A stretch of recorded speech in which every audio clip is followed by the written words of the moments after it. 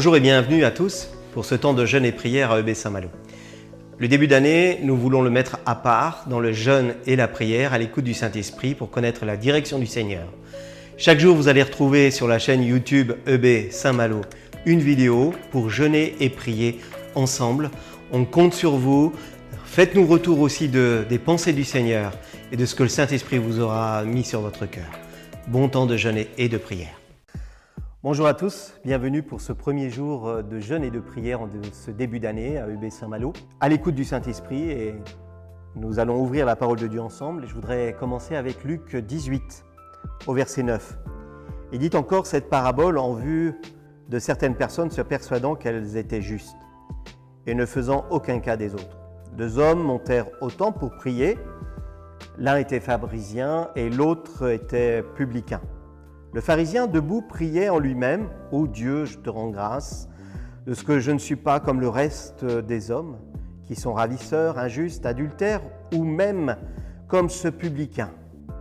Je jeûne 2 fois la semaine, je donne la dîme de tous mes revenus. » Le publicain se tenait à distance, n'osait même pas lever les yeux au ciel, mais il se frappait la poitrine en disant « Ô Dieu, sois apaisé envers moi, qui suis un pécheur. » Je vous le dis, celui-ci descendit dans sa maison justifié plutôt que l'autre.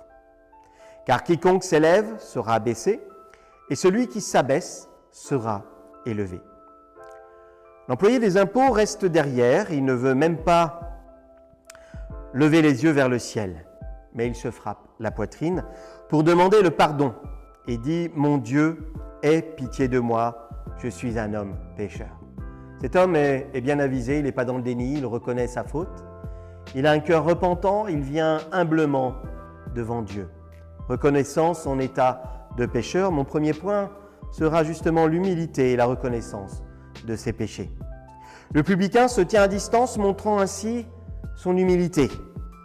Il ne tente pas de se justifier, aucune action, ni même de se comparer aux autres.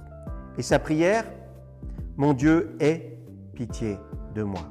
Cette prière révèle une profonde conscience de son état spirituel.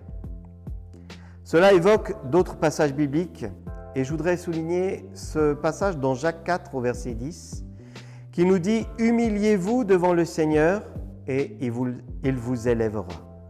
Le deuxième point que je voulais voir avec vous aujourd'hui, c'est le pouvoir de la prière repentante. Tu viens avec un cœur repentant devant le Seigneur. La prière du publicain, c'est un cri du cœur pour la miséricorde. Il ne se contente pas de mots vides, mais il exprime une véritable contrition, un véritable état, un bilan de conscience. Cette sincérité est essentielle dans la prière. D'autres passages soulignent l'importance de cette repentance. Dans 1 Jean 1,9, il nous dit « Si nous confessons nos péchés, il est fidèle et juste pour nous pardonner nos péchés et nous purifier de nos iniquités. » Alléluia, c'est bon, hein? Acte 3 au verset 19 nous dit « Repentez-vous donc et convertissez-vous, afin que vos péchés soient effacés. » La repentance, première étape, et puis se convertir. Convertissez-vous.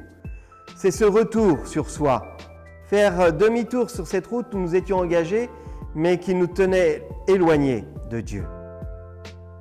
Troisième point, la miséricorde. La miséricorde de Dieu. La demande de pardon du publicain met en lumière la nature miséricordieuse de Dieu.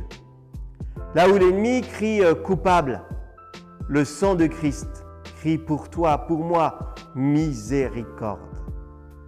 La miséricorde de Dieu est là. Cela illustre bien que Dieu a toujours pour nous un regard tellement rempli de son amour, prêt à accueillir celui qui se tourne vers lui avec un cœur repentant, avec un cœur sincère. La Bible nous parle souvent de la miséricorde de Dieu. Dans le psaume 103 au verset 8, « L'Éternel est miséricordieux et compatissant, lent à la colère et riche en bonté. » On aime se rappeler ces choses. Elles sont tellement importantes, tellement vraies encore pour nous aujourd'hui, l'Éternel est miséricordieux et compatissant, lent à la colère et riche en bonté. Revenons à lui avec un cœur repentant. Éphésiens 2, au verset 4, nous dit « Mais Dieu, qui est riche en miséricorde, à cause de son grand amour dont il nous a aimés, nous a vivifiés avec Christ lorsque nous étions morts dans nos fautes. » Lorsque nous étions morts à cause du péché, il est venu nous redonner la vie. Et la miséricorde est synonyme de ce souffle de vie que le Seigneur veut mettre en nous à nouveau. Pour conclure, je reviens à ce passage de Luc 18 au verset 13, où le publicain, se tenant à distance, n'osait même pas lever les yeux vers le ciel. Mais il se frappait la poitrine en disant « Ô Dieu, sois apaisé envers moi, qui suis un pécheur ». Il nous enseigne l'humilité. Il nous enseigne la repentance sincère et la reconnaissance de la miséricorde de Dieu. Alors je conclus avec ce dernier passage et vous invite dans ce temps de jeûne et de prière à protéger cette destinée, à protéger cette miséricorde que Dieu nous offre à l'écoute du Saint-Esprit, en citant Jean 16 au verset 8, qui nous parle au sujet du ministère du Saint-Esprit, qui dans le monde consiste à produire une conviction de péché, de justice et de jugement.